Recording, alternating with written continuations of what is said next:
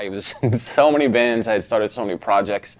This one happened to blow up. So now I love the name. It's so strange and kind of cool. And when I meet fans, they're like, "Hi, 2 Feet." Like it's so normal for them to, when you hear a band name enough, you're like, you don't think about it. But then when you like break down the band name, you're like, that's kind of a weird name. It's sort of like, yeah, it's at that phase for me. So, hi, my name is 2 Feet, and you're watching In My Own Words. Old times I felt like a child in another circle around the sun. But the calendar thoughts that are so woeful. Baby, what's that call? Sit down, love. I was obviously trying to have a successful song for years. I had been in various different projects. This project, 2 Feet, I was like, I would think, what would it be like to kind of mix electronic music with blues, guitar, just as an interesting thought. And I did it, and it kind of blew up right away. So after 3 years of, being very, very thin, because I could barely, sometimes it was a can of tuna fish and several cups of coffee. All of a sudden you have some money in your pocket and I think you're highly focused on, okay, how do I keep this going? I think the worst thing that could happen is for an artist to get too associated with whatever people end up calling their music. I mean, look, it's one thing if you blow up as part of like a scene, like the punk music's blowing up, you start making punk music with the band, you're part of that whole scene and rise of culture. Mine wasn't associated with anything. It was just me making this kind of singular type of music, and people didn't know what to call it, and they love to be able to label things. People can't stand when they can't label something. So, they list several genres and say, hey, it's kind of a mix of that. I think it's rather silly, and I do think, too, lastly, that it's super poisonous for me to sit around and then think, oh, I got to continue to make this exact thing or people aren't going to like it, which I did believe for a long time until, honestly, very recently. I've changed. I'm like, wait, I don't care about that anymore. I'm just going to make like what comes into my head. And, I think the best thing to do is forget about genres and labels.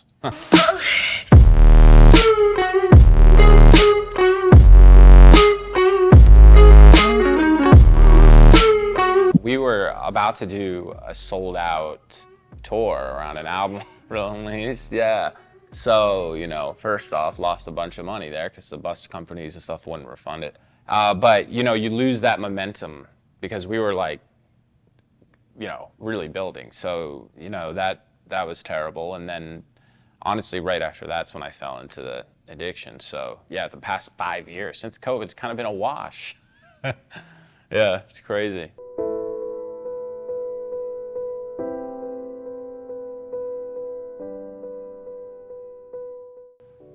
Honestly, recently getting sober just connected it.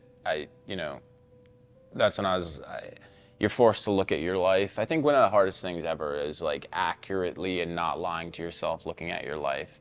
The only way to get sober, in my view, and this is like sort of what AA's like whole philosophy is to try to teach you, is to honestly, accurately look at your life, take a moral inventory of it. Most people never do that. I mean, even if, non-addicts especially, never almost accurately look and are honest about their life. And, when you really do, you often see horrible, horrible flaws in it. And so getting sober is what started this whole turnaround for me. Right now, I'm just trying to rediscover my abilities. So it's relearning how to ride a bike, and I have a high confidence in myself. I'll certainly have a song that now that I'm focused in the same way I was back in the beginning, which I haven't been in over 5 years, I'm very certain something will pop off at some point in the next 6 months, a year, especially since we're going to be touring and playing them live.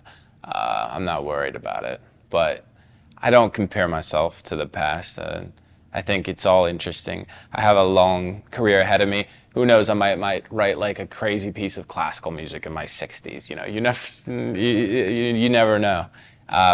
there's the standard of it is shifting, especially since artists can fully control their careers now. You know, it's funny in art, right? Painters are allowed to have super long careers and make the most important paintings in their 70s. Same with directors or whatever, actors. But musicians, it's always like, oh, you have to focus on this particular time period. Like, no, it can happen at any point. You know, Chris Stapleton didn't put out his first album until he was 36. Nor did LCD Sound System, a million other things. So I'm not concerned about the past. I'm confident in the future too. I need CP all from you. I ain't lying, it's so true. I need CP all from you. I like this Andy Warhol quote. I'm not sure if it's like, I forget the word for it, but I don't know if it's actually real. But I love it anyway. It's don't think about art. Make as much art as you can. Put it out in the world. While other people are deciding if it's good or bad, make more. So I kind of just love that because it's just like, ignore everything, make stuff, put it out while everyone's analyzing it and telling you this is good, this is bad, this isn't as good as your last stuff, this is crazy good, whatever. You just ignore all of it and just keep making more. I think just pumping out stuff is the best way to go. All along it was a fever.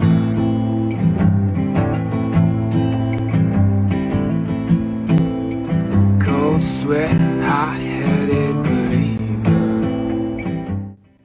The batting average of a good song out of everything I write, I don't know, 1 in 15 or 20. Yeah. So I save some and sometimes come back and make them. And I'm like, oh, now I know what to do. And I make it into a song. Or I put them in like a overall kind of folder I have of songs I've written, and you give them to the publisher to try to land with someone else, or, you know, use it to start an idea for a different artist, whatever. So you end up saving everything. I think even the bad songs are super important to write. It's like, you know, you make a bunch of crap, it's manure for something beautiful. So they're all important, the bad songs especially. I think one big issue people have with becoming an artist is they're like, everything I'm making is bad. I must not be talented. It's like, no, that's part of it. You have to get really good at just throwing things away. Even if you put a ton of effort into that. People hate doing that. Put a bunch of effort into it, 50 hours, and go, nope, this isn't good. Just throw it away. You have to get good at that. The first song I put out, which now has like, in total, if you add it up, like 2 billion streams or something like that, a lot. Go fuck, yeah, okay, Go Fuck Yourself. I sent that to several labels before I put it out. I sent an early draft of it to what at the time were like rather important YouTube independent labels and stuff, and none of them wanted it. So I just put it out myself. And then it blew up, and very quickly I had, you know, XL Records, Universal, Island, all sending me emails, and I was like blown up. I remember being like, what?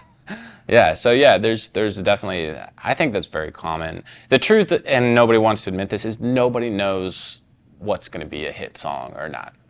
You can write a whole album, everyone's like, okay, these are the 2 singles, we're going to pour money into these and put them out. You put them out, you pour money into them, you make a music video for them, and they don't go anywhere. And then randomly, like the 10th song on the album that everyone was like, yeah, that one's okay, that just blows up. Nobody's so good at their job, or as an A&R or whatever, that they can accurately or ever actually predict what's going to be a hit or not. My life's okay, just when you're not around me. My life's okay, just when you're not around me. My life's okay. I feel like I'm drowning. Do you find that different areas of the world receive your music differently, or does everyone receive it the same? No, they don't. That's a good question. No, Eastern Europe and Western Europe seem to understand the live aspect of it a lot more. Yeah, they like completely knew and understood what to predict. They come into the shows like with a lot of energy, very hyped, whatever. American audiences for the live show, some cities understand, some I think are like, huh, this is what this show is. I think we obviously have the dedicated kind of core touring audience, but I think people new to it who know the music are a little surprised. It's weird how I think Europe in general in South America are more adept at understanding certain nuances in live shows that sometimes American audiences sort of miss. I'm an American, so don't get offended, Americans.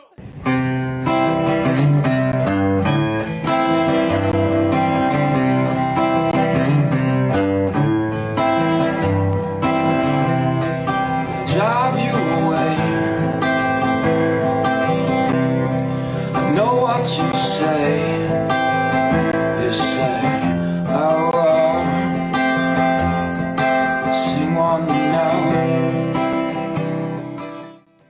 Instead of doing an album, which I thought was a bit too much to just come back into, especially having not approached anything in that series for a long time, we decided to just drop EPs and just sort of let them float as I rediscover how to write.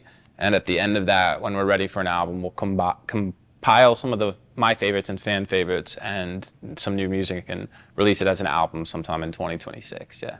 So we have another EP coming out in February, and first single in January. As I promised my fans, there'll be a new one every 3 months. And we're getting on the road on a big North American tour in March, April into May, and then we're gonna be visiting Europe some point in summer in August. Those are the dates we have set so far. So all over North America, we're playing 40 plus dates, Canada, United States. I'm certain we'll be playing somewhere near you, so.